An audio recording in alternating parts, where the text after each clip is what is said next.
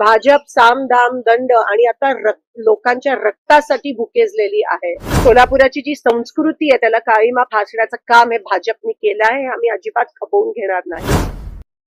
Commissioner police यांना आम्ही निवेदन दिलं आहे की पहिल्यांदाच खूप वर्षानंतर किंवा पहिल्यांदाच राजकीय हेतू पुरस्सर पॉलिटिकली मोटिवेटेड मर्डर हा सोलापुरात झालाय. लॉ आणि ऑर्डर, कायदा सुव्यवस्था पूर्णपणे कोलॅप्स झाली आहे. प्रशासन पूर्णपणे कोलॅप्स झालंय. पोलीस आणि प्रशासन अतिशय खूप मोठ्या प्रमाणात भारतीय जनता पक्षाच्या दबावाखाली काम करत आहेत असं दिसून येत आहे. भाजप साम दाम दंड आणि आता लोकांच्या रक्तासाठी भुकेजलेली आहे. आता लोकांचे बळी सोलापुरात जात आहेत. केवळ बिनविरोध निवडणूक होण्यासाठी हे सगळे प्रकार चालू आहेत आणि सत्तेचा माज आणि सत्तेची एवढी लालच या लोकांना आली आहे की आज कोणत्याही प्रकारची जी महाराष्ट्र आणि सोलापुराची जी संस्कृती आहे त्याला काळीमा फासण्याचं काम हे भाजपने केलं आहे. आम्ही अजिबात खपवून घेणार नाही. महाविकास आघाडीने आज हे आज निवेदन पोलिसांना दिलं आहे, कमिशनर पोलीस, आणि कारवाई झाली पाहिजे. ह्याला कोणत्याही प्रकारचं कौटुंबिक वाद न लेबल करता हे राजकीय हेतू पुरस्सरच झाला आहे. आणि आज सीपीने रेकॉर्डवर आणलंय की 100% पॉलिटिकली मोटिवेटेड आहे. कारण का कोणाचा तरी फॉर्म विड्रॉ करण्याच्या दबावाखाली हे करण्यात आलं आहे आणि त्याच्यातून हा मर्डर झालाय. पोलिसांनी कारवाई केली पाहिजे. सीडीआर तपास झाली पाहिजे. जे कोणी दोषी आहेत त्यांना अटक झाली पाहिजे. एक स्पेशल कमिटी ह्यासाठी नेमली पाहिजे. हा आमचा आग्रह आहे. एवढंच नाही तर इलेक्शन होईपर्यंत हे इलेक्शन पारदर्शक झालं पाहिजे. यासाठी पण पोलीस प्रशासनाची कोणत्या पद्धतीत तयारी आहे. कारण का अमाप पैसे वाटप होणार आहे. 10च्या नंतर पण आचारसंहितेचं उल्लंघन होणार आहे. जे सत्ताधारी आहे त्यांना तुम्ही करायला देणार आणि आमच्यावर दबाव आणणार. जे तडीपारच्या नोटिसेस आहेत त्या दोन्ही साईडला मिळाल्या पाहिजेत.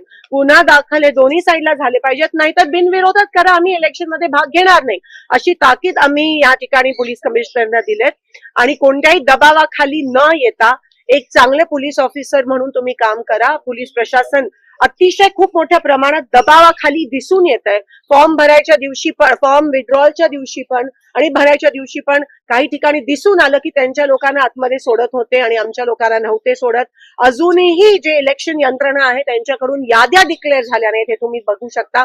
मुद्दामून विरोधी पक्षाचे काही कॅन्डिडेटची नावं पण या ठिकाणी यादीत येत नाहीयेत. हे पहिल्यांदाच गंभीर स्वरूपात असं झालं असेल आणि ह्याचा किती मोठ्या प्रमाणात दबाव आणि किती मोठ्या प्रमाणात तुम्ही लोकशाही आणि संविधानाची हत्या करताय.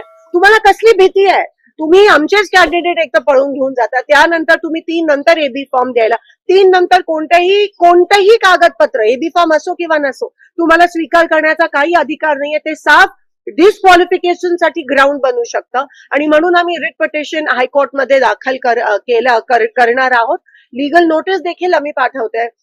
आणि आता हे कोणत्या स्तराला घेऊन जातील इलेक्शन, सामान्य माणूस हा भीतीपोटी जगतोय. आम्ही पोलीस कमिशनरला हे पण सांगितलं की जातीय तेढ निर्माण करण्याचं, ध्रुवीकरण निर्माण करण्याचा प्रयत्न हे भाजप करणार आहेत. आपल्या इकडे गड्डा यात्रा आणि इलेक्शनचा वोटिंग दिवस हे एकत्र येत आहे.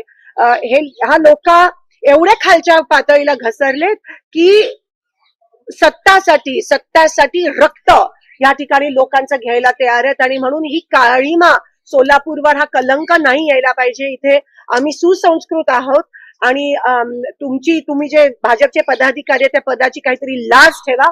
आमच्या सोलापूरचं वातावरण बिघडवू नका.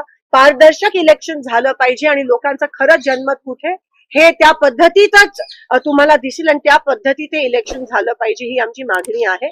उद्या सकाळी 10 ते 12 आम्ही बाबासाहेब आंबेडकरांच्या पुतळ्याच्या समोर शांततेत त्या ठिकाणी बसणार आहोत. आणि जे होत आहे एकंदरीत आम्ही त्याचा विरोध काळी फीत लावून करणार आहोत. पोलीस कमिशनरना आम्ही ते ऑलरेडी सांगितलं आहे.